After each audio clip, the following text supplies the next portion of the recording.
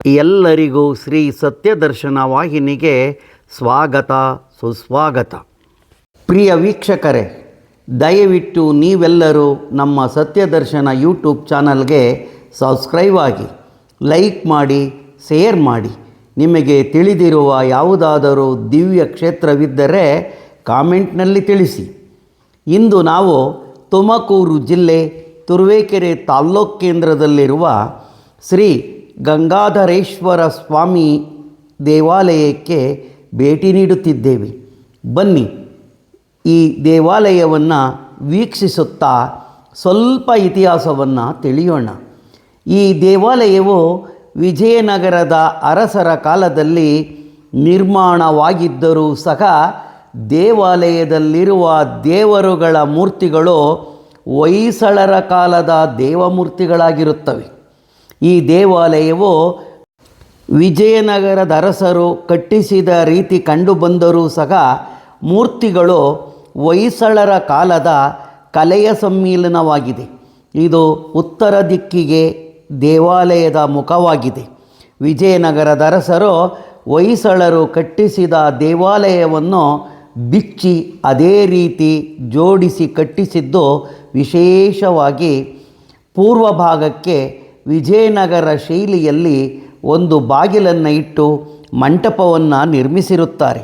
ಈ ಮಂಟಪದಲ್ಲಿ ದೊಡ್ಡದಾದ ಕಲ್ಲಿನ ಗಂಟೆಯನ್ನು ನಿರ್ಮಿಸಿ ಆ ಗಂಟೆಯು ಪಂಚಲೋಹದ ಗಂಟೆಯಷ್ಟೇ ಅದೇ ರೀತಿ ಸದ್ದು ಬರುತ್ತಿದ್ದು, ಕಾಲಾನಂತರದಲ್ಲಿ ಗಂಟೆಯ ನಾಲಿಗೆಯಲ್ಲಿ ಬಿರುಕು ಕಾಣಿಸಿದ್ದರಿಂದ ತೆಗೆದಿಡಲಾಗಿದೆ.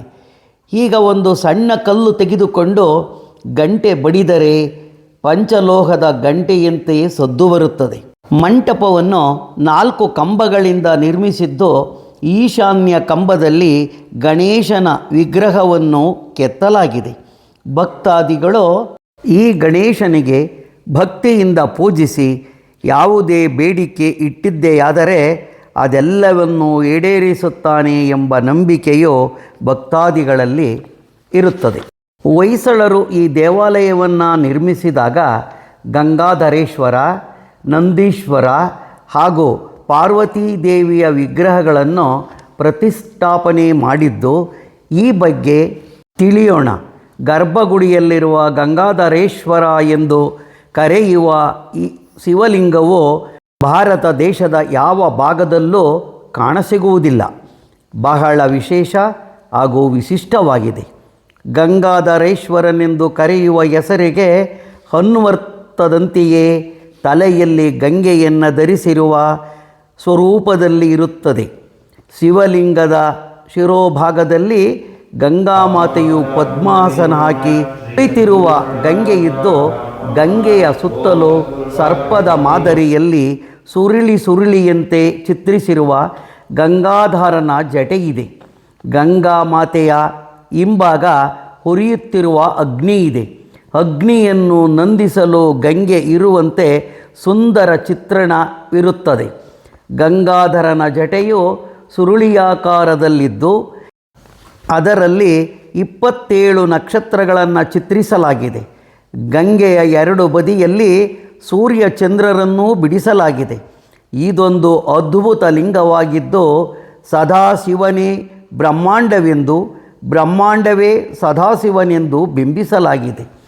ಭಾರತ ದೇಶದ ಯಾವ ಭಾಗದಲ್ಲೂ ಈ ರೀತಿಯ ಶಿವಲಿಂಗವು ನಮಗೆ ಕಾಣಸಿಗುವುದಿಲ್ಲ. ಇದನ್ನು ನಮ್ಮ ದೇಶದ ಹೆಮ್ಮೆಯ ಏಕೈಕ ಶಿವಲಿಂಗವೆನ್ನಬಹುದು. ಈ ದೇವಾಲಯದ ಮುಖಮಂಟಪದಲ್ಲಿ ತುರುವೇಕೆರೆಯ ಬಳಪದ ಕಲ್ಲಿನಲ್ಲಿ ಸಾಲಿಗ್ರಾಮ ಶಿಲೆಯಲ್ಲಿ ತಯಾರಿಸಿರುವ 7 ಅಡಿ ಎತ್ತರದ ಅದ್ಭುತವಾದ ಬಹಳ ಸುಂದರವಾದ ಚೆಲುವಾದ ಮುದ್ದಾದ ನಂದೀಶ್ವರನನ್ನು ನಿರ್ಮಿಸಲಾಗಿದೆ. ಈ ನಂದೀಶ್ವರನು ಮೊಣಕಾಲುಗಳನ್ನು ಮಡಿಸಿಕೊಂಡು ಕುಳಿತು ಗರ್ಭಗುಡಿಯಲ್ಲಿರುವ ಗಂಗಾಧರೇಶ್ವರನನ್ನೇ ನೋಡುತ್ತಿರುವಂತೆ ಚಿತ್ರಿಸಲಾಗಿದೆ. ನಂದಿಯ ಬೆನ್ನಿನ ಭಾಗವು ನುಣ್ಣಗೆ ಹೊಳೆಯುತ್ತಿದ್ದು ಕನ್ನಡಿಯಂತೆ ಕಾಣುತ್ತದೆ. ನಂದೀಶ್ವರನ ಶಿರಕ್ಕೆ ಧರಿಸಿರುವ ಗೆಜ್ಜೆಯ ಸರ, ಆಭರಣಗಳು, ಗಂಟಾಸರ, ಸರಪಳಿ ಮುಂತಾದ ಅಲಂಕಾರಗಳು ವೀಕ್ಷಕರನ್ನು ಚಕಿತಗೊಳಿಸುತ್ತವೆ. ಮಂತ್ರ ಮುಗ್ಧರಾಗಿಸುತ್ತವೆ. ಈ ನಂದೀಶ್ವರನ ಕೊರಳಲ್ಲಿ ಇಷ್ಟಲಿಂಗವಿದ್ದು ಇದು ಹೊಯ್ಸಳರ ಕಾಲದ ಮೇರು ಶಿಲ್ಪವೆಂದು ಕರೆಯಲಾಗಿದೆ. ಈ ರೀತಿ ಇರುವಂಥ ನಂದೀಶ್ವರ ವಿಗ್ರಹವನ್ನು ಬೇರೆಲ್ಲೂ ಕಾಣಲು ಸಾಧ್ಯವಿಲ್ಲ. ಗಂಗಾಧರೇಶ್ವರ ದೇವಾಲಯದಲ್ಲಿ ಅಮ್ಮನವರ ಗುಡಿಯು ಪೂರ್ವಾಭಿಮುಖವಾಗಿದೆ. ಈ ಪಾರ್ವತೀ ದೇವಿಯನ್ನು ಭವಾನಿ, ಜಗತ್ತಿನ ಪ್ರಾಣ ಧರಿಸುವವಳು, ಜಗತ್ತನ್ನು ರಕ್ಷಿಸುವವಳು, ಜಗತ್ತಿಗೆ ಅನ್ನ ಆಹಾರ ನೀಡುವವಳು, ಜಗತ್ತಿಗೆ ಆಧಾರ ಶಕ್ತಿ ಎಂದು ಕರೆಯಲಾಗಿದೆ. ಈ ಆಧಾರ ಶಕ್ತಿ ದೇವಿಯು ತಪೋಭಂಗಿಯಲ್ಲಿರುವ ಮೂರ್ತಿಯಾಗಿರುತ್ತೆ. ದೇವಿಯ ಹಣೆಯಲ್ಲಿ ಮೂರನೆಯ ಕಣ್ಣು ಅಂದರೆ ನೇತ್ರವು ಇರುತ್ತದೆ.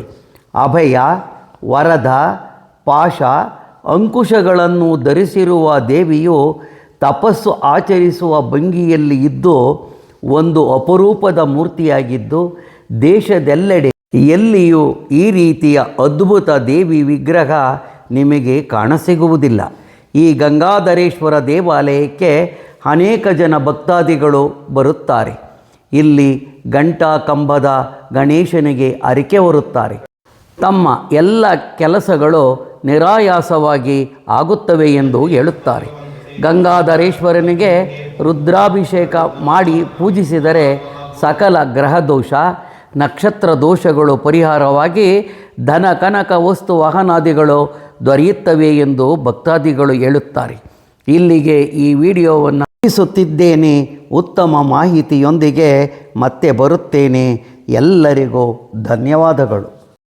ನೀವಿನ್ನು ನಮ್ಮ ವಾಹಿನಿಗೆ ಚಂದಾದಾರರಾಗಿಲ್ಲದಿದ್ದರೆ ಚಂದಾದಾರರಾಗಿ. ಧನ್ಯವಾದಗಳು.